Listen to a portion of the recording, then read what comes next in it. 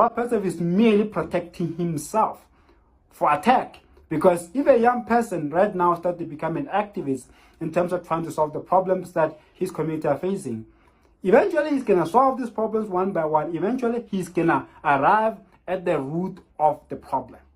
And since the lifestyle workers know that they are the root of the problem because they are the ones who are actually paying money in sponsorship to politicians so that politicians don't implement the kind of policies and plans that will help develop South Africa, that will help really solve the problems of South Africa. So he doesn't want young people to know that.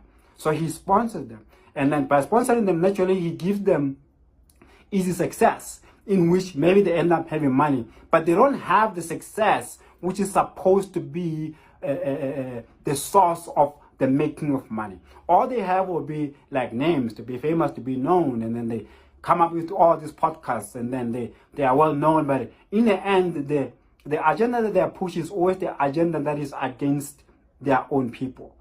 The agenda that they are pushing is always the agenda that does not help solve the problem of their own people. That's why in the end, some of these podcasters like Penuel the Black Pen, his narratives are always about how the Bandus are not the kind of people who actually want freedom. They don't want to fight.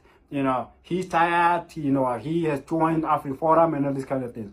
These are the kind of things that demoralize a lot of people. The kind of things that demoralize a lot of Bantu people, because you would think that someone like him on a platform like his will be the kind of person who we want to encourage. And if he is as clever as he thinks he is, then he will be the kind of person who will want to develop the capacity within the Bantu to be able to fight. Because empowerment is not when somebody tells you that you can make it if you work hard enough. Empowerment is when somebody gives you a skill and then gives you the platform for you to use that skill to earn a living.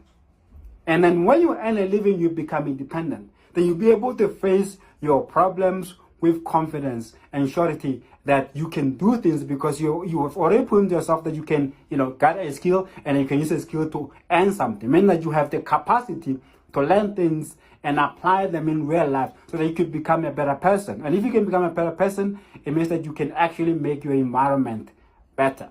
So that's why this man, Rob Hersov, is seen around young Bantu influencers. That's why he's seen around highly influential politicians. It's not because he loves the young Bantu influencers. It's not because he loves black people. It's not because he loves Bantus. It's because he's trying to make sure that whatever that young Bantu influencers come up with, whatever talent that young Bantu influencers have, whatever excellence that young Bantu influencers have, do not hurt him. So he sponsors the influencers. He sponsors their excellence. He sponsors their talent to make sure that all the young Bantu influencers, all the most talented and most excellent young Bantu influencers spend their energy, their talent, and their excellence towards the building of institutions which are owned by the likes of Rob Hersov and Johan Rupert.